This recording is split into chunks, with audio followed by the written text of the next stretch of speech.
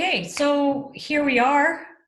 Me, Catherine, Purple Voodoo, you, Joel, Veel Hoeden, and we are finally getting at this conversation about resilience, relief, recovery, resilience that we've been kind of flirting with the edges for the past, whatever it's been now, 8 weeks. Have we been in like isolation Probably for a couple eight of weeks? months. I don't Yeah, know. it definitely feels like much longer, It but seems like a year and a week at the same time.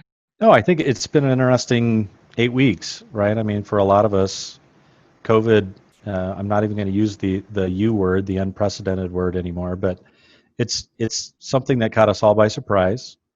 It's radically changed the way we look at the world and the way we look at our work, and even our personal lives. And I think through that, as you and I have had discussions, this whole thought process around how do organizations process that? How do they work through it and understand that there are going to be stages along the way that if we're aware of where we're at, and understand what's coming, I think it's much easier for us to push through, but to keep both our people, our processes, all those types of things in mind. Yeah. And when you say organizations, I'm even thinking of the conversations that we've had around, family units Hmm. or communities, or just even a partnership of two, right? Right. And like this human experience and the, um, what we're going to be talking about today is both an individual as well as a collective experience. And so it doesn't have to be just business focused, right? It's really sort of an interesting application right across the board, certainly within business, but you know, Absolutely. yeah, No, and we're seeing that in our local communities, right? I mean, it's not just a business piece or an individual piece. We've got communities that are trying to decide, how do we reopen? How do we uh, embrace the new pieces of this, and what do we do with the old, right? yeah, And so, and there's a lot of debate on what that should look like, or how it should look, or how fast it should go, and that's all great. But I think it's important for us to understand that that's going to be a process for each individual, right? I yeah, mean, they're going to be. I might be more comfortable about some of that than you are, and that doesn't make one of us right or one of us wrong. But I think we need to be able to process that whole both learning and change curve that each of us go through, and then individually as a community or as a group in a community that we go through. And then that same thing's happening in a workplace. It's happening in our religious institutions. It's happening all over. yeah, yeah. And when you mention the word, it's a process that we go through. I mean and you mentioned change, and it brings to mind some of the well-known, models around change and transition and process. Is that relatively expected series of feelings and experiences that people go through when a change happens, that an external thing happens.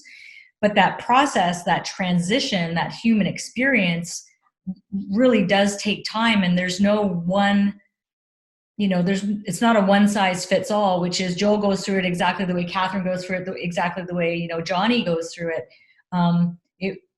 That's a really interesting thing to observe these days too. Even the expectation that there'll be some really clear bookends about, okay, COVID happened and then it's going to end and then we're going to do this, and like, well, not so fast. Absolutely. And I think if we learn from the past at all, I mean, you look at what happened with the Spanish flu. I mean, you had people that by necessity just had to go right back to work. Completely different. Work looked very different right then, and so they didn't really have a choice. There are other people that it took multiple years for them to feel comfortable and feel safe again. Um, and so, I think that's something for us to even understand is we don't not yet know how this is all going to play out. We can't predict the future. We can't predict how people are going to respond. Um, and so as we think about this change process, and to your point, how each of us are going to go through it, how long it may take each of us, there's going to be some friction and rub in that, Yeah, where I'm through the process and you're not, but we have to work together. And what does that look like? And how do we do that in such a way that can be constructive and productive? yeah. Or you're through the process. I don't know if it's an Iowa Toronto thing, but but you're through it today, but as we know that it's also not just a very linear chunked out experience. So you might be through it today, but tomorrow you have a setback.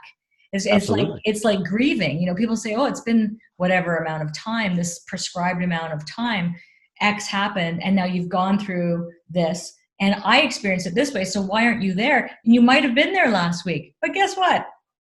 There's going to be waves of emotions and setbacks and progress. So you've got all these humans going through this non-linear, very complex, multifaceted journey of transition and process all at the same time. Absolutely. And what it's interesting to me, I've been, from a family perspective, been very blessed to not have any immediate impact from a health perspective to my direct family or extended family. But 3 months from now, I feel like right now people are saying, I'm kind of over this. I just want to move on. But 3 months from now, if something like that were to happen to my family, I'm actually going to start that change curve all over again. Yeah. Right. It's a very different type of change. And whether, that was something that's more of an inconvenience all the way up to a catastrophe, I'm going to have to process that. Yeah. Yeah. That's a really important point, and something that I've been reflecting on in the last couple of weeks as we start to loosen restrictions and people start to quote unquote engage with some, normal pre-COVID behavior, albeit adjusted. But there is still, and hopefully for most people, there is still but we don't know when the other shoe will drop individually. And you're right, with your small family unit or your small community unit. And I think we have to be quite cautious of thinking that just because there's some return to a more relaxed or more open space, that we're back to normal. That back to normal, I think, is a concerning mindset to have, as opposed to keeping a really open. Who knows what the future looks like? Be willing to observe and kind of lay down the bricks as you're walking on them. Yeah. And I think what's going to be fascinating and maybe even a little bit frightening is, again, regardless of your position on how quick to go back or whatever else, I think for some of us, we're falling back into the trap that we had when we were teenagers, that whole invincibility complex. And so if it hasn't affected me as of yet, if I'm still working, financially I'm doing okay, I kind of project that out, right? Well, this is never going to impact me. I could never get sick. I could never. The problem with that, whether that's on an individual level or an organizational level, and we're seeing this in our part of the country, and I think in your part of the country too, organizations that up until this point have really not been affected, all of a sudden have an outbreak. If you're in a meatpacking plant or a manufacturing location or even a service or retail location, and all of a sudden you have a breakout, what do you do? Yeah. And so it's also, I think the frightening part of that is I think we can get lulled into this invincibility complex. And then when something happens, we're going to find that we're not prepared. And so I look at that and I say, I feel like the slow progressive, how do we start opening things up makes sense. But we just don't know. We don't know what's going to happen.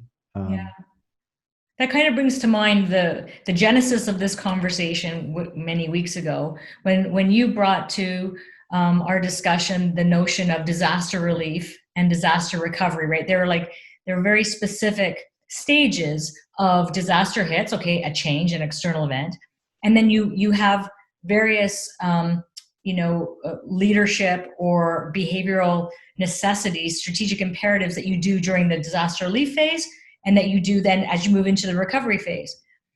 And it's interesting to note now that it's less clear cut from, okay, there was a hurricane.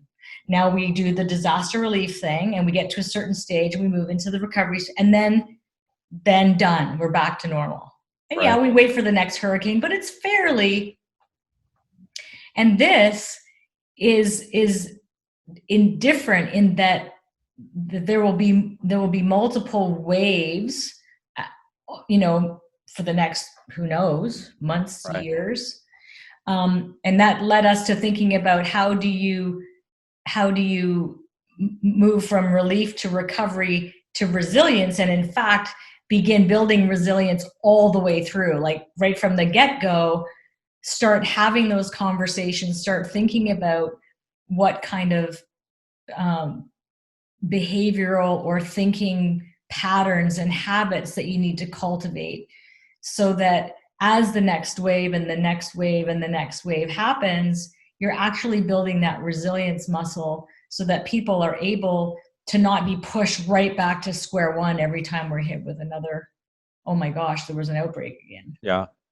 Yeah, and I think when we originally started thinking through this concept, and I'm a more visual kind of a story person. I'm trying to get this together as far as an analogy, and we talked about it would be a lot like a major flood. I think about in Iowa in 1993. I remember living through one of the largest floods we've ever had, and for some people in the midst of that, relief looks a lot like a flood, right? It's a hurricane, a flood. I'm in the water. During the relief phase, what I need is for you to pull me out of the water and somehow get me safely to shore. Yeah. And this isn't the time to talk about, hey, how do we rebuild your house, and what's the block going to look like when it's all done, and what flowers are we going to plant? No, it's a completely different phase. It's all about our basic needs at that point. And I think for many of us, we're still in the relief phase as we think about COVID. Now, there are some parts of the country that I feel like have started to move on to maybe a recovery phase, or at least starting to dip their toe in that. But in places like New York City, places like Italy, elsewhere, I think they've seen an extended relief phase. Yeah. And now as we move into recovery, it's going to start to feel very different. But I think on the individual basis, we're still going to have this whole, no, I still feel like I'm in relief. I need my basic needs taken care of. Yeah. I need somebody to help me out. I'm not ready to step into what could be yet. I'm still mired in what is. Yeah. And it's interesting, as you mentioned that, it reminds me of a team that I'm working with. We had our first conversation about managing through uncertainty. Like, you're a functional business unit, and you have to not only deal with yourself as a human being, and you're within a family unit, you're also a functional business unit, and you have all these cross-functional partners. You work in an organization, you're trying to actually do work all remotely, all virtually, all whilst being pretty concerned humans, right, about myriad issues. And the interesting thing is, so the first time we chatted, which was, I think, early April, we spent a lot of time just on the human condition, right? That noticing that the deep, like Maslow stuff, right? I really just want to make sure I'm safe. I've got enough food. I've got enough flour to make the bread, right? I've got enough toilet paper, all that stuff. I'm really thinking about food, shelter, security, safety, all of that stuff. Fast forward 5 weeks when we had our next session, it was really interesting. We reconnected on the human stuff first. I said, how's everybody doing? And they're like, it's really interesting. The first few weeks, I was really just focused on that. And it was, batting the hatches. And now all of a sudden, I'm really interested in setting routine and looking to try to bring in some, tactical behaviors around structure and productivity. And how do I, in fact, do my job even better? And how do I, in fact, set some boundaries with loved ones or with work colleagues? How do I, in fact, learn some new applicable skills? So it's interesting, they even themselves noticed I moved from very specific relief mode to starting to flirt with the idea of recovery, which is, how will I actually live in this new reality? Doesn't mean that they're out of it, but it was interesting for them to notice that they had gone through that transition. It's cool. I think as part of that discussion, and it's an area that you work brilliantly in, around, how do we as people, how do we treat people, as humans through the process, is some organizations did fall into a trap very early on. It was about, how do I give you the tech you need? How do we do meetings? Let's throw Zoom at you. Let's be on Zoom all the time. And we forgot about the person. And I think for many of the organizations that started with the people, it's like, are you okay? How can I help you be better? Right? How do I make sure you're taken care of? I guess I would assert that many of those organizations are further down the path than those that started with the whole tactical basis, right? Let's Yeah. make sure you can still do work. And then the problem with that is, and we heard this, many people jumped into work and within a week they were exhausted. Yeah. Because physically, mentally, spiritually, they had give the entire time, and they weren't taking care of themselves. Yeah. And so at a certain point, they start to break down, the team starts to break down, and then we're trying to put a Band-Aid on a situation that we really should have addressed early on. And I know that's a big part of your work. I'd be interested to see how you've experienced that with some of your clients or those that you work with. Yeah, and myself, right? Like I know we've talked about too how we too, as humans dealing with this, also kind of jumped in like, what am I going to do? How am I going to do this? And then you get to the point where like yesterday, I was like, I'm feeling pretty burned out. All of a sudden, I thought, I think I've been going, I needed a couple days off. But to that question, well, to your comment and question, I'm hearing from many of my clients individually and even my client groups that people are burning out right now. Mhm. Burning out, even though they work with and for well-intentioned organizations, well-intentioned leaders.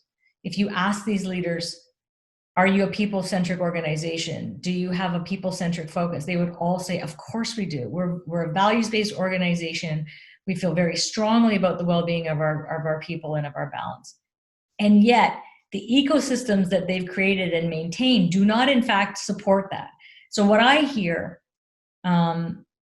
explicitly and also just through the grapevine is people are now on Zoom and or whatever. There's myriad tech platforms, digital platforms, you name it, Slack, Jabber, Zoom, Meetings, Google, I don't even know. They are on it from sun up to sundown, and now they're Zooming all their friends, and they're supposed to be having house parties and talking to their mom and their extended family. They are literally in front of a computer all day, and they're completely burned out. Absolutely. And so I think now, I'm hoping now, and to your point, I think that the companies and the organizations and the leaders individually even who focused on, hey, Joel, yes, I want you to get work done. How are you sleeping? Are you getting any exercise? Like, just don't sit in front of your computer for more than 90 minutes at a time. Please absolutely say no to that third meeting.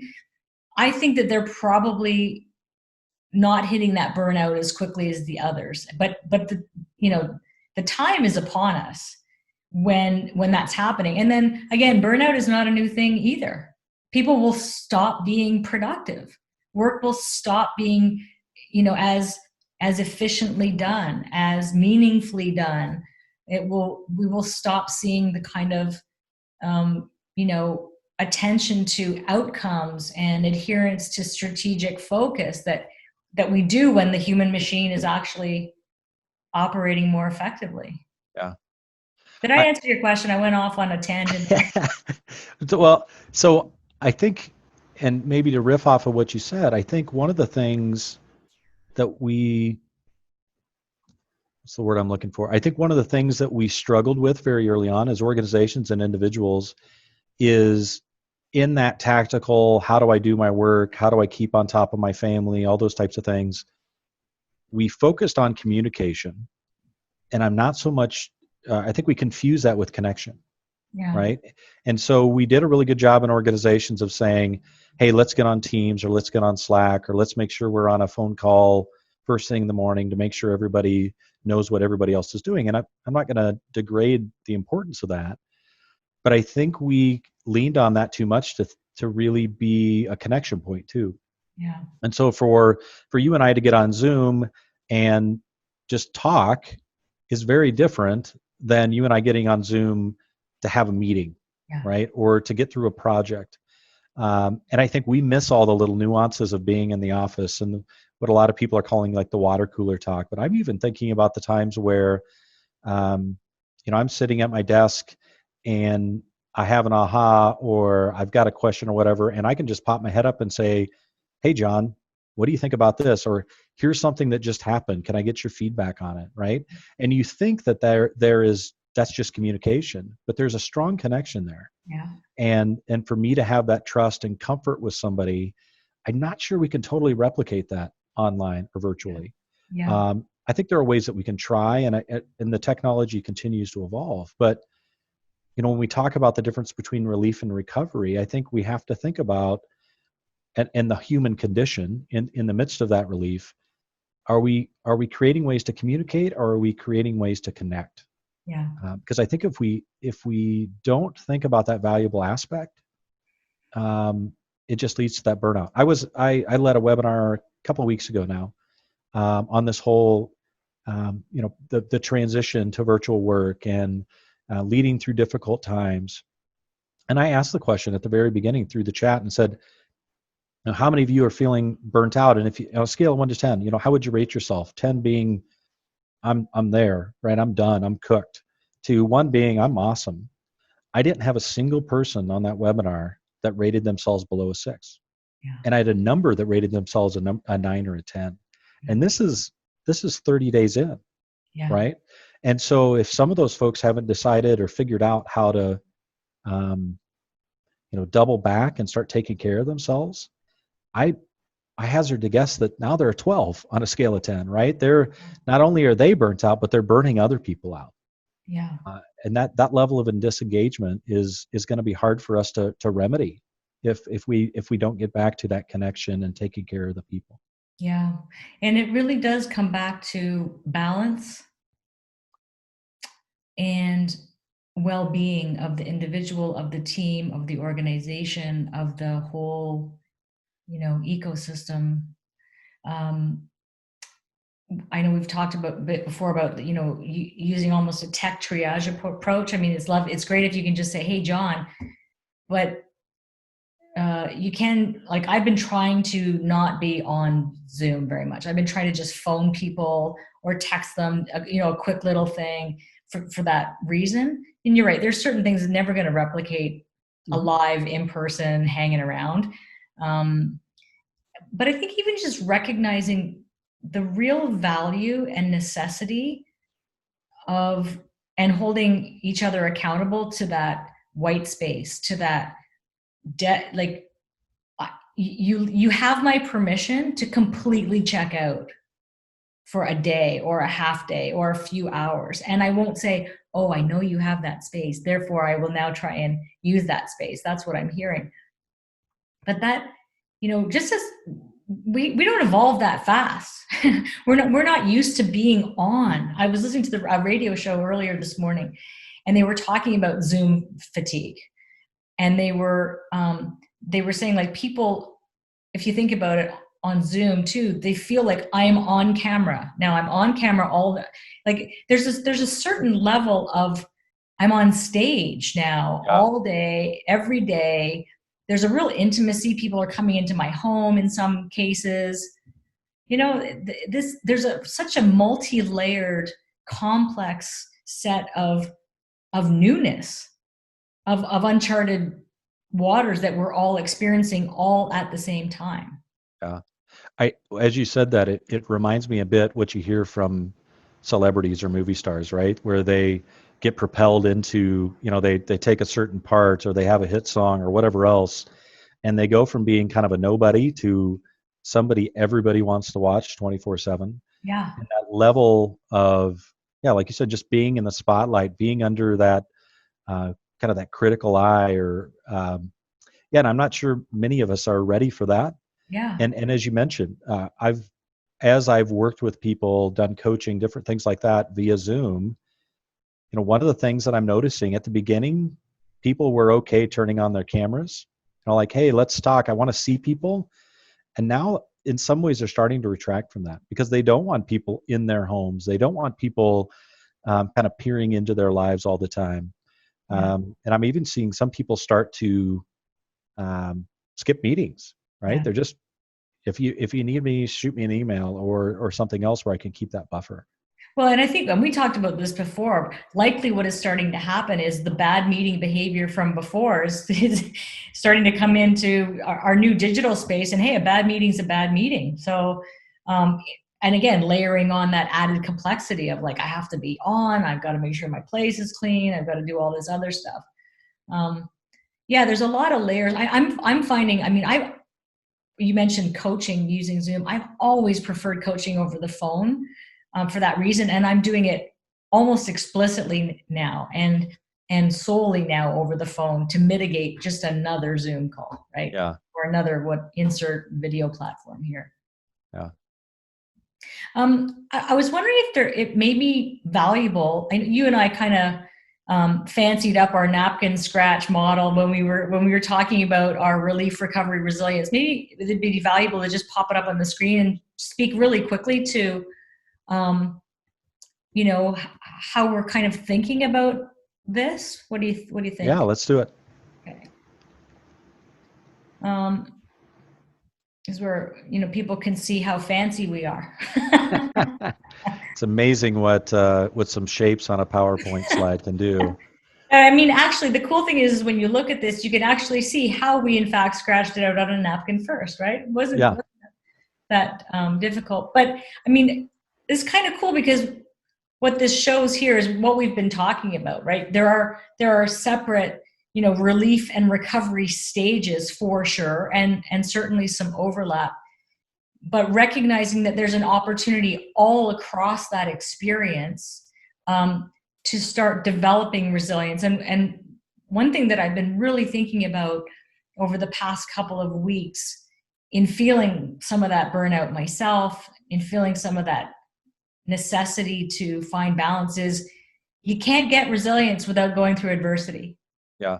Right? Like you can't build the muscle without some heavy lifting and some pain and some muscle tearing. So anyway, maybe just articulate your thoughts on how we came up with this brilliantly executed model. Well, I think one of the things when we were first trying to process what this looks like, I think one of the comments I made to you was that it was starting to feel very much like this disaster relief. And so I've had the opportunity to actually be part of a couple of those efforts. I was kind of at the end of Tornado Alley, but we, a number of years ago, had a tornado in northern Iowa that essentially destroyed nearly an entire town. And as part of, at that time, I was working in a service-based ministry and got an opportunity to be there. I think it hit on like a Saturday. We were there on a Monday, and essentially helping people carry their house to the curb to be essentially ground up and put in a landfill. Mm-hmm. And as I think about that and the shell shock and just really what people were prioritizing at that point, it felt very much like what many of us felt in that first couple of weeks of COVID. Not so much when we thought it was a half a world away, but when it actually hit our shore and it actually hit our communities. And all of a sudden, like you said, we focused inward.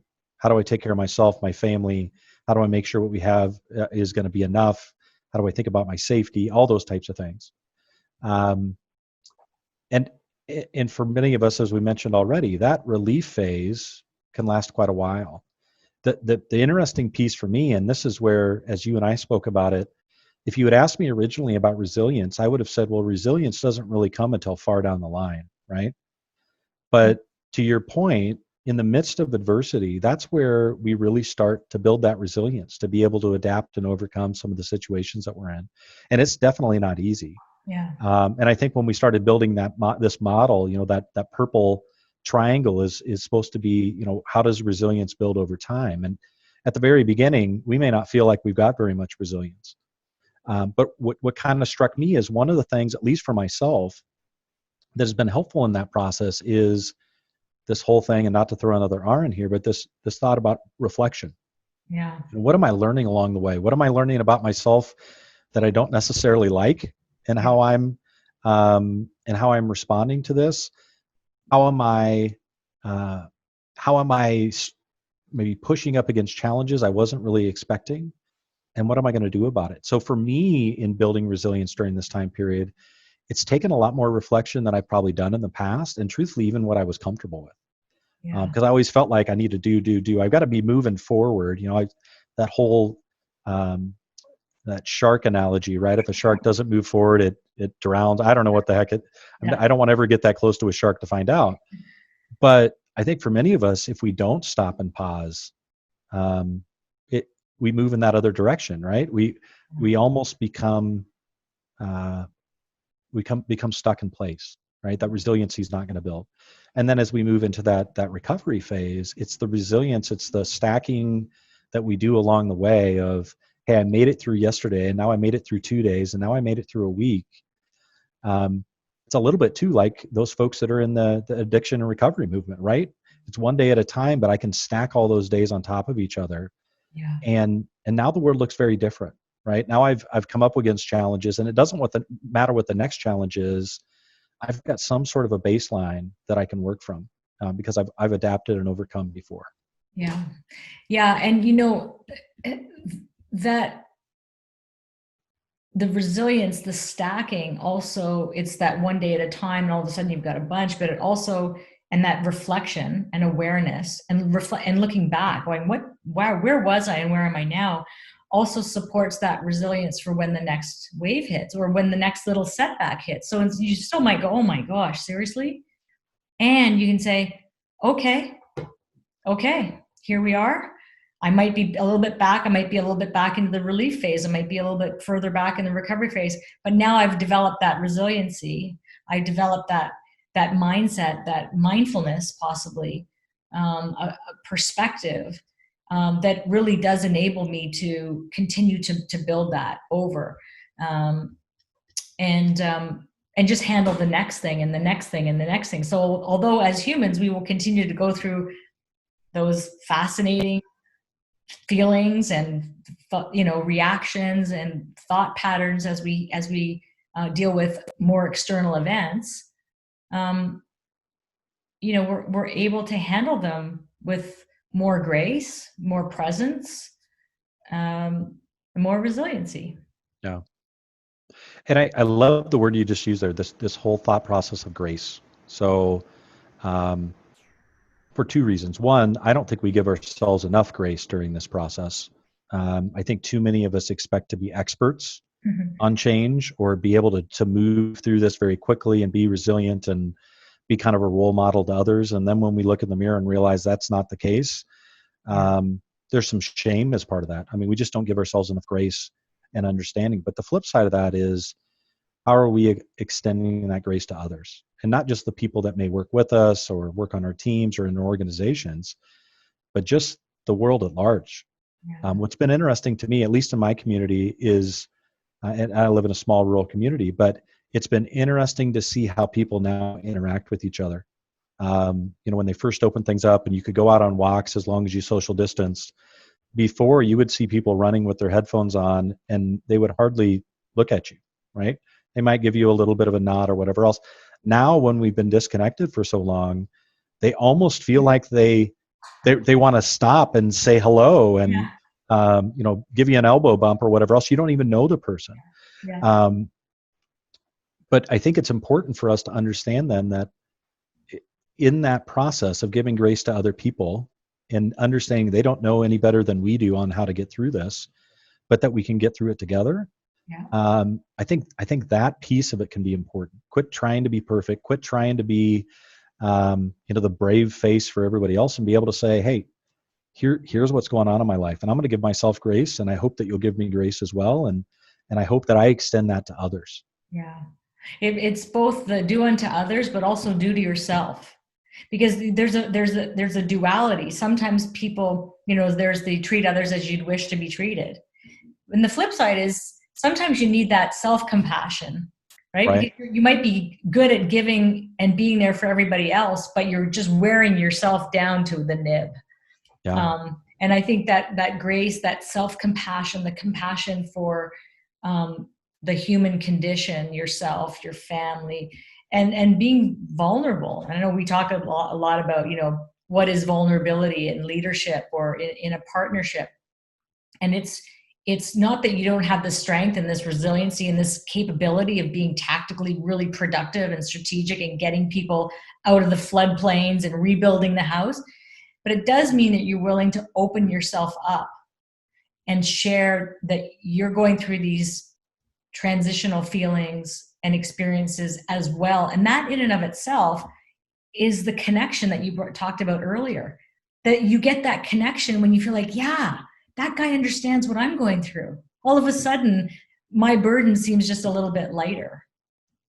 Yeah, for me, it's been an interesting study in leadership, right? So if you've read Covey's The Speed of Trust book, and I've really digested that work, one of the things it talks about is people trust people who are vulnerable. Yeah. They don't necessarily trust people that are perfect, right? And so if you do feel like you've got it all together, which you probably don't, and you do feel like you've got all the answers, and you do, the rest of your team are going through some tough times, they look at you and think this guy has to be completely out of touch, right?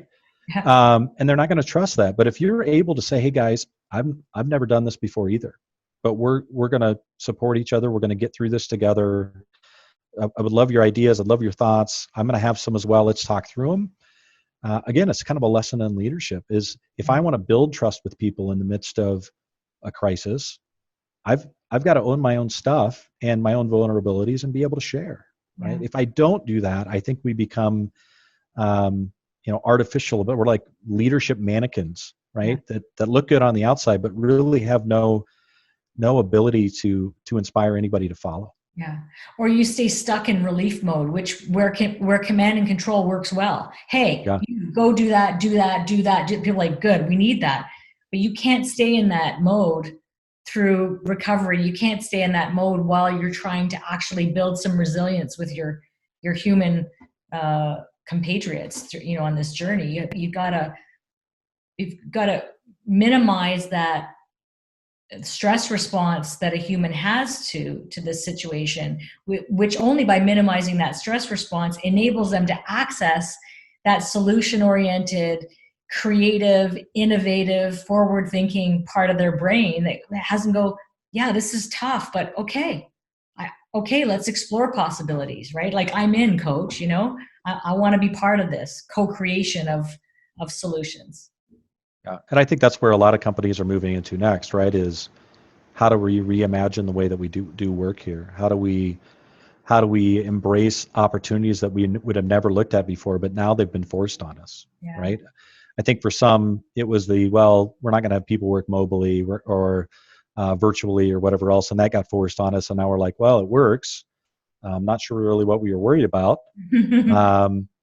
But I think there are some people that are like, let's keep doing that. And the others like, no, time out. I don't. For example, my daughter, freshman in college, she flat out told us if this fall classes are online, because she had to do that for a good part of second semester, she may take a gap year.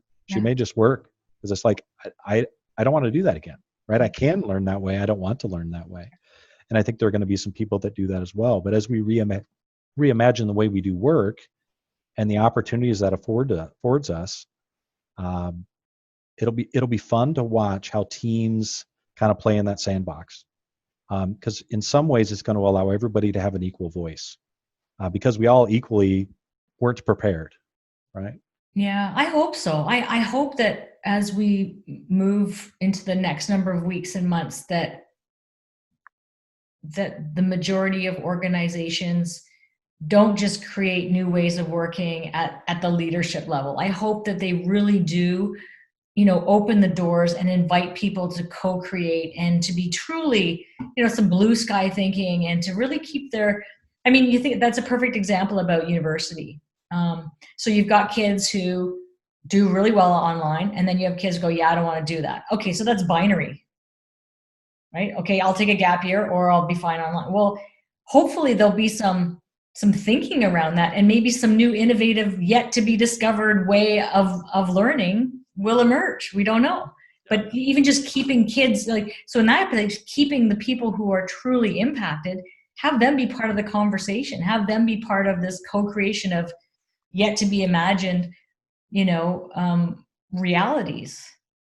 And I'm hoping that teams and organizations are willing to think, outside the binary, right? It's either work in the office or work outside the office. It's either virtual or it's face to face. It's either command and control, or I think if we can think about ways and I don't know if it's the right word, but kind of a hybrid approach, right? Maybe I would want to work from home a couple days a week, but I want to be in the office, a handful of days a week. And, maybe I do want to go to school face to face for some of my classes, but I want to do virtual for the rest. Or I think there are ways that we can take some of the lessons we've learned from this and take the good and stack it on, the pieces that we kind of long for, right? The way we used to do things. How do we combine those two and really stack good on good and get to better versus returning to your point, like, well, we used to run crappy meetings and now we're going to run crappy meetings virtually, and let's get back to running crappy meetings face to face. Is to be able to say that wasn't working. We found some things that were. Let's actually reinvent this process so that it can be more productive, more effective, and better for everybody. Yeah. I think it would be interesting to perhaps for our next conversation to perhaps go a little bit deeper and broader on the notion of non-binary thinking, right? Because I think that has so many applications, and I think we could really riff off on that for a while. And I'm just, in the interest of time, I don't want to. We could go down just yet another rabbit hole. Be here for hours. It would be very unlike us. I know. I'm just saying, this one time we might go down a rabbit hole, a tangential rabbit hole, a warren of dens and twists and turns. There's a lot of rabbit analogies there, only half of which I understand. Okay, a corn maze. You could go into a very complicated corn maze. Yeah, very stereotypical, but I'll take it. I'm like 150 feet from a cornfield, so I'll take it. See, there you go. So as we wrap up here, I mean, the point of us was to talk about laying on that application of relief, recovery, and then building resilience through. Is there any one thing that you are really resonates with you personally that you're trying to apply and habitualize in some way that kind of fits into this conversation? Probably two things, and one I mentioned earlier. That this whole thought process of reflection. In general, I'll reflect on pieces, kind of what have I learned, but I don't do a lot of daily reflection. And there are a number of experts out there that talk about keeping a journal and starting your day with priorities and writing that, and I think all of that is amazing. But it really hasn't been until the last 30 days that I've been dabbling in that at all. And part of it was, to be honest, just getting my stuff in order. Yeah. Right. I mean, we're in the midst of busy times before COVID hits, and then COVID hits, and you're like, okay, it just got more chaotic, but it also got a lot more quiet. Yeah. Right. Business starts to go away. These other distractions start to go away. And so for me to be able to step back and go, okay, what's working for me? What's not working for me? What am I learning from this? What am I going to do different personally, professionally? Who do I need to connect with more? Who do I need to connect with less? Yeah. I mean, that whole reflection process for me has helped build some of the resiliency that I hope sets me up, down the road for other, blips on the radar or bumps in the road. Yeah. The second piece of this is this shared experience, right? I have tried very intentionally to connect with people on a different level, during these last 2 months. Both family. I mean, I've had both of my adult kids living in my home, one of which was getting ready to get married and go off on her own. And so just being very intentional with the time that we have. The flip side of that is I've been spending a lot of time just trying to learn from other people. And so connecting with you, having conversations with you, with other people in our global community, going back to past clients and just asking how they're doing and ways that we can help. And it's that connection for me and that shared experience that helps me not only learn from myself, but learn from others. And I think there's a fair amount of resiliency we can gain by not only sharing the experience with others, but learning from their experience. And I feel like if we don't reflect and if we don't build those connection points, it wouldn't have surprised me that 3 months from now, 6 months, whenever this is done, which I don't know when that would be or how it will be, that I'd be exactly the same guy I was when this started. Yeah. And I think that would be incredible waste of an opportunity. However horrible this opportunity has been, I think it'd be an incredible waste of an opportunity for us to develop as human beings, develop in our relationships with others, and really start to cast a vision for what could be in the future. Yeah. It How about reminds you? me, well, that it just reminds me that statement around as horrible as it's been, there's an opportunity. I heard a quote by a Buddhist master who said, chaos is the wonderful news, which it just means that it affords you a tremendous opportunity for growth and expansion, right? Without something changing, without something, you never adapt or evolve or expand if something doesn't catalyze your reality, right? Yeah. And so that's super cool. Yeah, I'm the same. I mean, I am one of those reflection geeks, so I'm pretty consistent with my morning journaling. Sometimes it's 5 lines, sometimes it's 5 pages. It depends. Sometimes articles or blog posts or things emerge from that. Um, some of it is really just, as you say, opening up the brain and getting it out so that I can organize it in a way that has some meaning, and then to separate it, like you say, what do I really want to be doing and what do I need to let go of? And I think that because we have been in our own spaces more than most, and I think most people more than most, even the introverts, I think they're going, well, that's even more than I'm used to.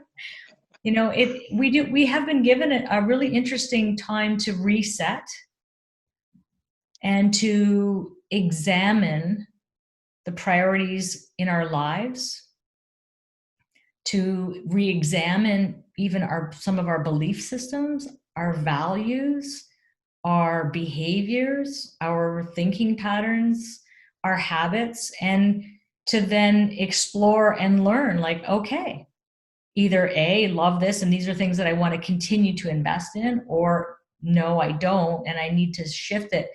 And then, as we always talk about, great, learn about it, right? Find the right content, then pull it in, layer it into your life and apply it in a way that's meaningful, and do it consistently over time so that you win and you fail and you win and you fail and you grow and expand, and then go, oh, again, reflection period. What do I need to learn now? How did that Yeah. go for me? What did I learn? So just actually applying that whole methodology to my own life in many ways has been a real gift of this situation. Yeah, it's interesting to me how many other people I've talked to during this process, and especially people in our industry around leadership and organizational health and that have said, at first this was chaos, but now I'm embracing the opportunity, right? I'm going to learn more. I'm going to work on parts of my business that I've been saying for 10 years that I needed to, tweak or edit or multiply or subtract or whatever. And so that's intriguing to me that we're seeing. It will be, and I don't know if we'll ever have this data, but it'll be interesting to see 5 years from now, 10 years from now, what this period, the kind of the domino effect or the ripple effect it's going to have on individuals and organizations. Are we gonna come out much stronger? One of the statistics or facts that was thrown out there was many organizations have actually navigated more change in the last 3 months than they had in the previous 5 years. And so they're making 5 years of progress in 3 months. Yeah. And so where's that, what is that going to do from a world perspective? Where are we going to be, 3 months from now? Where are we going to be 5 years from now? And hopefully we're going to be on a better path. Yeah. And we'll be more resilient and, Yes. and able to take the next thing, right? And approach it in a more resilient way, which would be cool. Yeah. I'm conscious of our time, so I don't want to, but I'm gonna. Well, Anyway, this has been fantastic. yeah. So, well, I think I'm gonna note down our sort of non-binary thinking for our next chat, if that's cool with you. Why don't we circle back and plan to do another one? That sounds great. I always look forward to our talks. Yeah, me too. Take care of yourself. Take care. Talk to you soon. Bye bye. Bye.